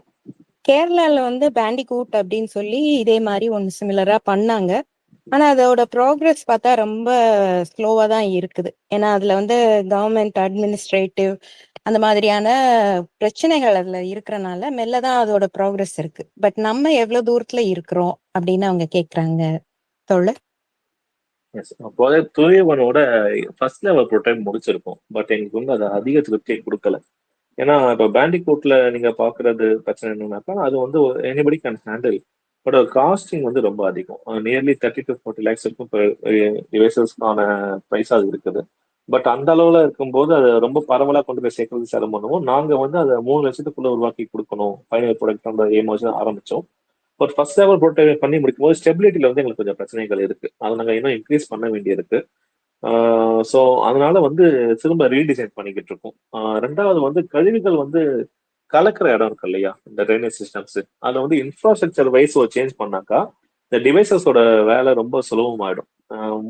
பழைய கால கட்டத்துல உருவாக்கப்பட்ட அந்த கழிவு நீர் அகற்றும் முறை வந்து நிறைய இடங்கள்ல இருக்கும்போது அந்த இடத்துல வந்து இந்த மிஷின்ஸை யூஸ் பண்ணும்போது ஸ்டக் ஆயிடுது. மிஷின்ஸை இன்க்ரீஸ் பண்றது ஒரு வழி. ஆனா அந்த கட்டுமானத்தை வந்து மாற்றி அமைச்சிட்டாக்கா அந்த மிஷின்ஸோட தேவையே இருக்காம அதோட ஃப்ளோஸ் வந்து ரொம்ப கரெக்டா இருக்கும். அதை கவர்மெண்ட் பெரிய அளவுல மட்டும் மாற்ற முடியும். பட் அஸ்ஸாஃபும் எங்களோட project even prototype ready. But அதோட ஸ்டெபிலிட்டி இஷ்யூஸ்னால நாங்கள் மூலம் மெருகேற்றிட்டு இருக்கோம். எனக்கு தெரிஞ்சு இன்னமும் கூட அதுக்கு நியர்லி ஒரு 6 மாதங்கள் மேலே கூட எடுத்துக்கணும்னு நினைக்கிறோம். ஏன்னா அது ஒரு உயிரை காப்பாற்ற போற வேலையை செய்யும்போது பெருமைக்காக அதை சும்மா அரைகுறையை கண்டுபிடிச்சு கொடுக்கறதுக்கு நாங்கள் விரும்பல. உனக்கும் நேரம் எடுத்துக்கும், அதுக்கான பொருள் செலவுமே இருக்கு. நாங்களும் கொஞ்சம் கொஞ்சமாக தான் பணத்தை ஒதுக்க முடியும் எங்களால. எங்களோட நிறுவனத்துல வந்து 30% லாபத்தை வந்து சோஷியல் காஸ்டாக ஒதுக்குறோம். அதை மீறி எங்களால செலவு பண்ண முடியாது. ஏன்னா முதல்ல நாங்க கொஞ்சம் நல்லா இருந்தா தான் மற்றவங்க பார்க்க முடியும்.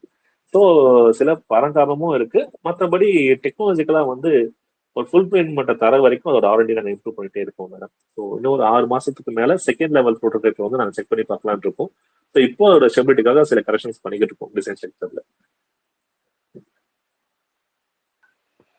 நன்றி தேங்க்யூ. தோழர். All the best for the success. நன்றி தோழர், ரொம்ப அருமையான பதில்கள். கேட்டதுக்கு எல்லாமே ரொம்ப பயனுள்ளதா இருந்தது. நன்றி தோழர். நன்றி மேம். உங்க வாய்ஸ் அருண்மொழி மேடம் வாய்ஸ் மாதிரியே இருக்கு மேம். எனக்கு அவங்கதான் அங்க மாறு வயசுல இருக்காங்க. ஓகே, பேரலை தோழர், நீங்க உங்க கொஸ்டின் கேட்டுருங்க. வணக்கம். வாய்ஸ் கேக்குதா? கிளியரா இருக்கா? கேக்குது தோழர், கேக்குது. கேக்குதுண்ணா. கன்னி தோழர், உங்களுடைய செயலும் பேரும் எல்லா திசையும் இன்னும் வெகு தூரம் பயணிக்க வாழ்த்துக்கள். ஒரே ஒரு கொஸ்டின், இன்னொரு தோழர் கேட்டாங்க, ஒரு 2 கொஸ்டின்.